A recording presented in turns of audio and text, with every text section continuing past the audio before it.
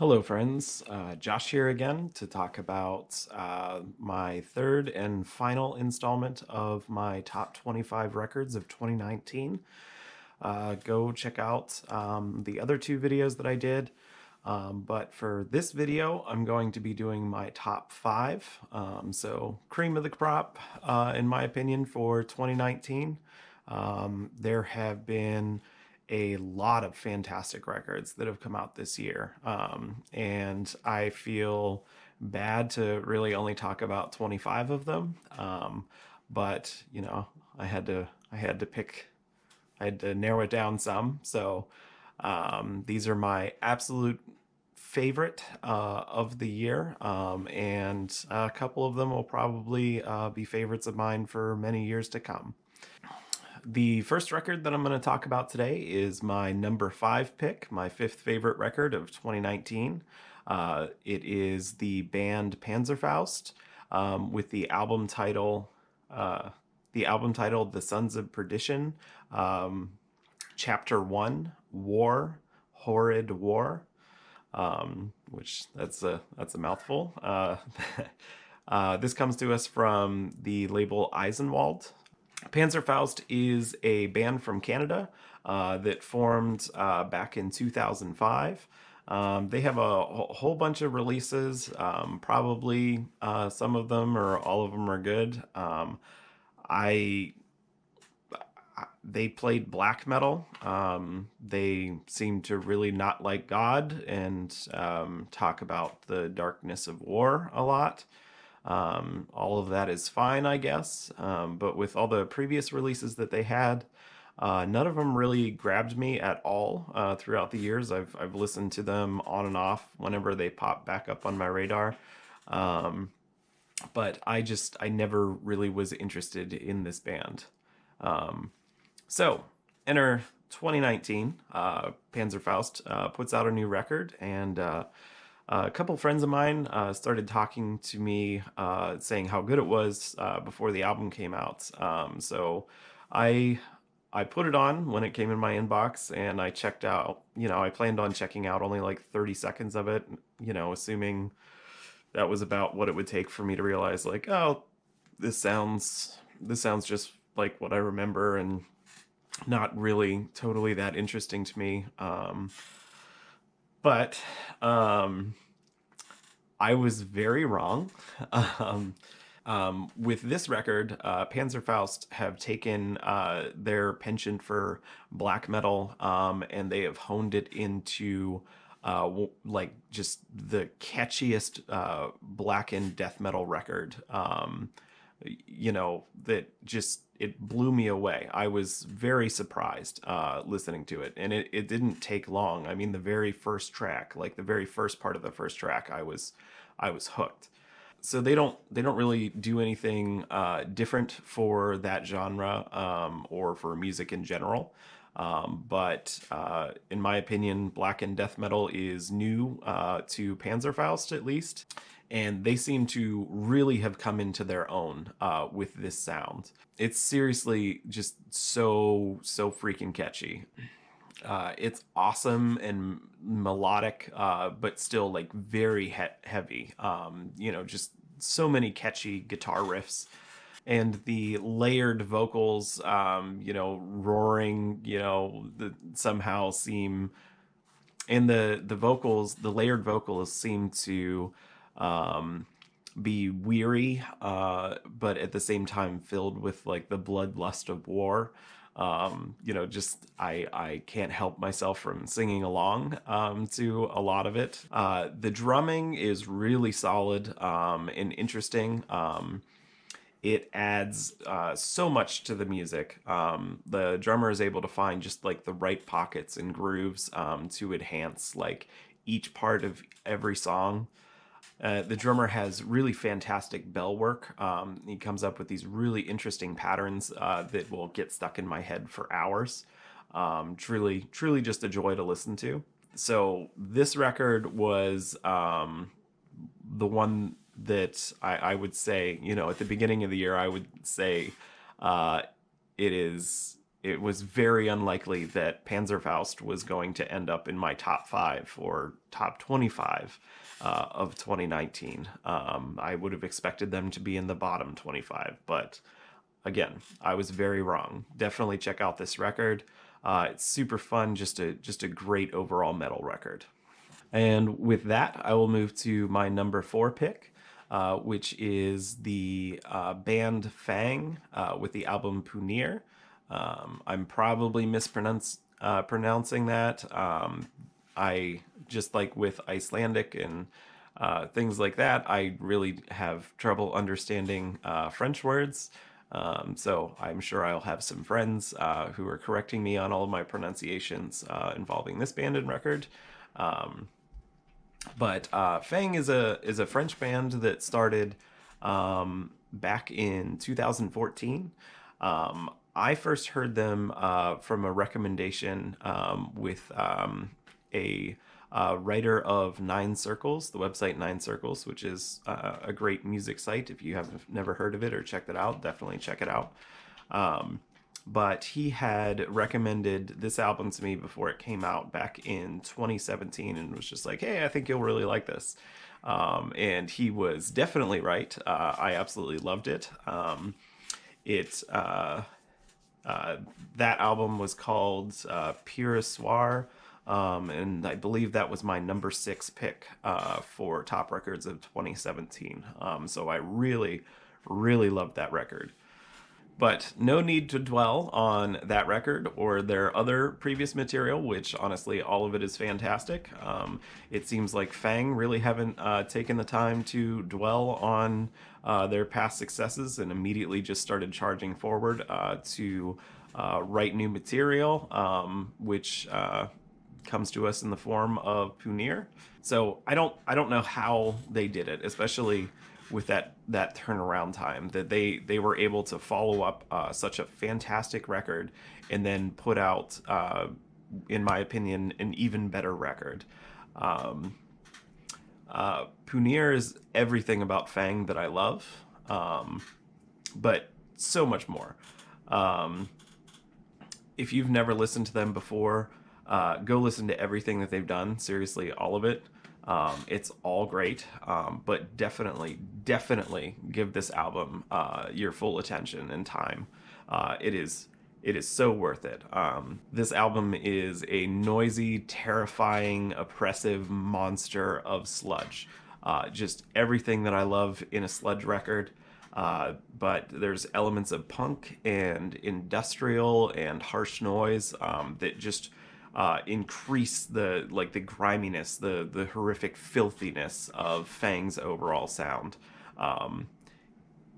It's so good. I can't say enough. If you like anything even close to any of the things that I mentioned, definitely check out this record. It is amazing.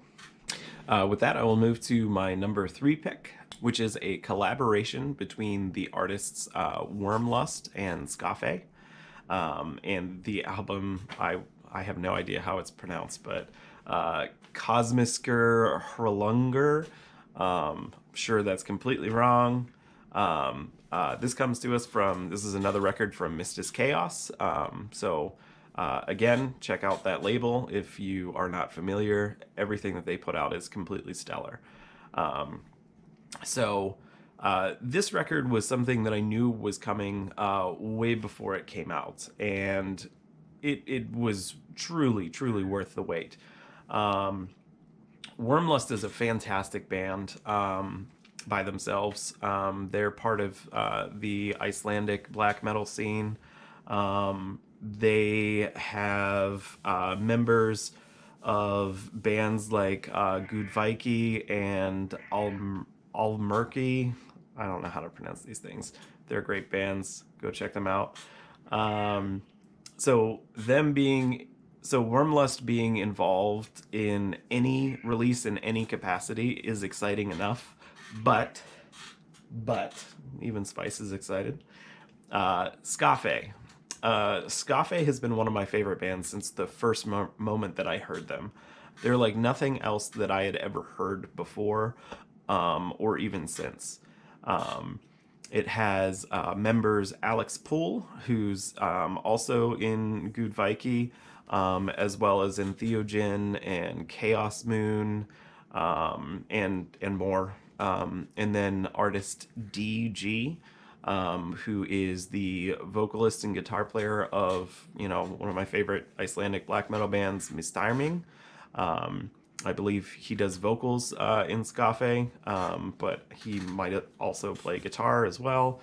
It's unclear on purpose that they're all anonymous and spooky or whatever. With a collaboration like this, it was the perfect recipe to make like unparalleled art. And this collaboration completely delivers, with all of the anticipation that I had going, waiting so long for this album to come out. It somehow managed to surpass my expectations. This release is not for the faint of heart. There's a track that's almost 16 minutes and then a track that's over 20 minutes. And with these tracks, these artists are able to go places that nobody else goes. They make music that is completely unlike what anyone else is doing, or anything that, at least that I'm familiar with. This album is a full-on assault in every possible way. It is a dizzying and cascading onslaught of just horrific and disorienting nightmares. Listening to this release in one sitting can inspire crippling anxiety and homicidal fury all at once. So listen at your own risk. Ooh. Oh, I feel like I should have put on my shroud while talking about this band. I have it here. I could do it.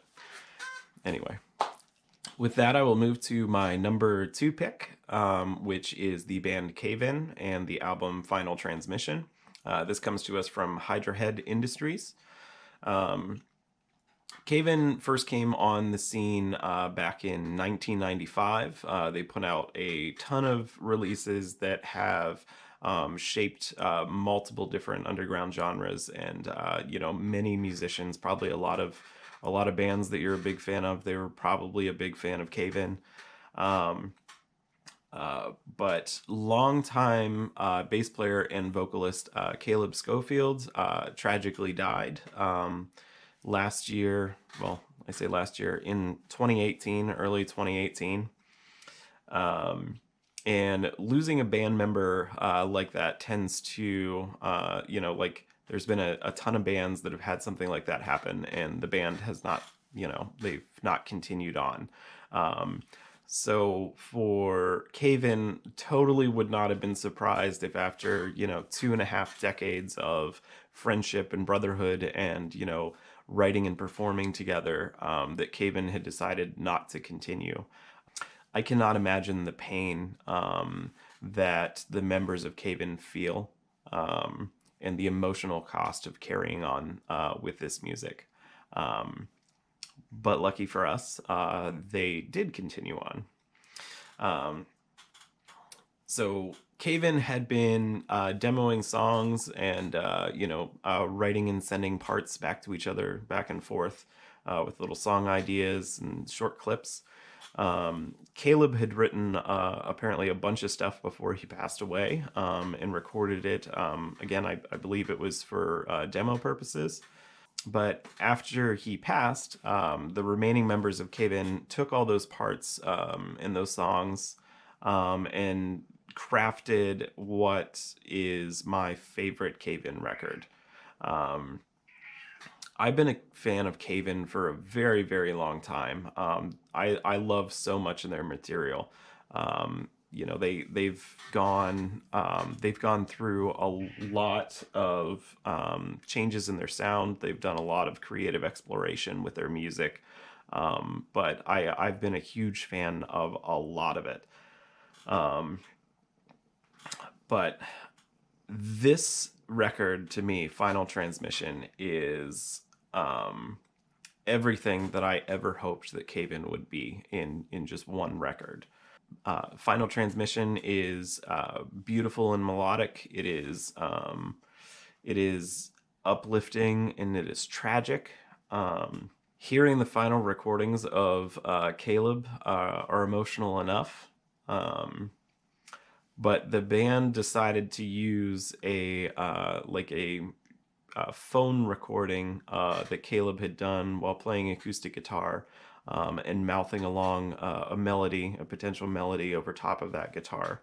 And that's all the track is. It's just that short clip that he took himself just to show the other band members this idea that he had been working on. And Cave In or the label or whoever decided to include that as the first track on this album. This brings all the emotional weight from this album right to the forefront of the record, like right off the bat. Is the first time I listened to this record and that track came on, like I didn't even know it was going to be on there, but I immediately knew what it was and I just started to cry. And you know, if it's that emotional for me as a fan, I can only imagine how emotional or how meaningful that track, its inclusion right at the beginning of the record is, both for other longtime fans or friends or family or the members of Cave In themselves. I don't know if Cave In will do another record. I hope that they do. But if this is not just Caleb's, but also the band Cave In's swan song, it is the perfect send-off for a musician and a band that helped shape modern underground music into what it is and has been for the last two decades. So definitely listen to this record. If you're a first-time listener of Cave In, I think that's totally fine. Like I said, this is my favorite Cave In record. So if you have heard Cave In before, or if you haven't, it doesn't matter. I think there's a lot to love on this record for fans old and new alike. Okay, and with that, I will move to my top record of 2019. This should come as absolutely no surprise to people that know me personally or people that have been following me for a while. But my number one pick of 2019 is by the band Lord Mantis, and the album is called Universal Death Church. I first got into Lord Mantis back in 2012 with their release Perverter. That album remains one of my absolute favorite records of just any genre. It's one of my favorite records of all time. Much to my wife's chagrin, it's still something that I listen to on an almost daily basis. Lord Mantis have had a huge impact on me personally. I think you can see the difference in sound for my main band, Slaves BC. From what we sounded like before I heard Lord Mantis to what we sound like after hearing Lord Mantis for the first time. Charlie Fell and longtime collaborator or guest vocalist Dylan O'Toole of the band Indian have had huge impacts on my vocal style. And hearing Bill Bumgardner's drumming on Perverter changed everything for me. Even after Perverter, Lord Mantis remained one of my favorite bands, with the album Death Mask, which is absolutely incredible, and the EP Nice Teeth Whore. As much as I love those releases, especially Death Mask, none of those rose to the level of Perverter for me. In 2016, Bill Bumgardner died. My heart still goes out to his friends and family and his bandmates. Lord Mantis had been broken up then for a couple years, and it seemed like they were never going to make a comeback. Bill's drumming stands alone, both in intensity and in creativity in an enormous sea of metal drummers. Bill's drumming contributed so much to what made Lord Mantis stand out for me. Given this, I was concerned about Lord Mantis continuing on to make another record without Bill. I really didn't know what Lord Mantis would sound like without him or his drumming. And I'm sure that he can never really be replaced as a drummer and as a friend, both in Lord Mantis and the band Indian. But Lord Mantis got career drummer powerhouse Bryce Butler. He's drummed for bands like Abigail Williams, Seeker, Faceless, Shadow of Intent, Lorna Shore, and a whole bunch of other bands. At this point, since you already know that this is my #1 pick of the year, you can probably guess the fact that after hearing the record that I was okay with the fact that Bryce drummed on this record and what he decided to do with the drums on this record. It seems to me like Bryce was able to capture the essence of Bill's drumming for this record. But at the same time, he was able to add, like his own flair and style a little bit. And the rest of the band seems to have really put like all of themselves into this record. The years off and struggling like with the horror of existence and the loss of their bandmate, you can hear all of that and so much more on this record. Lord Mantis has always been like sonically vile and perverse, and they definitely still are with this record. But I feel like there's more. The emotional stakes are so much higher on this record. There's so much more of a sense of urgency in the writing and in the performance. The music has a feel of like a wounded animal crying out in the night, or man defiantly hurling his pained accusations at his creator. There is so much on this record that calls back to moments or feelings on Perverter and Death Mask and Nice Teeth Whore, but Universal Death Church goes places that those records never did. This record, even like you can hear that it's pulling from other projects that these musicians were involved in, before or, during that break that Lord Mantis was taking. Like you can hear bands like Indian and Cobalt, Abigail Williams, Sonoran, Rebel, Black Magic. But Universal Death Church is still more even than all of the places that these musicians went on those records as well. It's as if like Lord Mantis took all of their prior material for Lord Mantis and all of their various other projects that they've done, and they just wove all of the best parts of them together, and then somehow went even farther and more epic than even the combined might of all those records and bands. This album is perfect. The legacy of Lord Mantis lives on and continues to grow and explore and evolve. Lord Mantis makes real music for real people. It's exciting, but it's costly. It's rewarding and it's repulsive. So thank you, Lord Mantis. Thank you. Thank you for making this record, which is going to be in constant rotation for me for years to come. Thank you for taking all of the pain in your own lives and continuing forward and making great art to present to the rest of us. So with that, that concludes my top 25 full-length metal records of 2019. I may do a shorter video, probably maybe just one more, that discusses my favorite EPs and singles of the year, because there were a lot of really good EPs and singles that came out this year. So I may do that. We'll see. For now, now that you have the whole list of my top 25 full-length records, tell me what I missed. Tell me why I'm wrong. Tell me if any of these bands are bands that you didn't get a chance to listen to prior to this list. If there was anything that you got to check out from these videos. And feel free to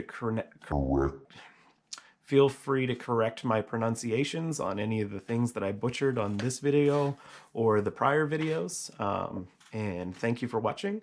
I hope that you've enjoyed this list and that you find something new. Thank you for your time, and I'll talk to you again soon. Thank you.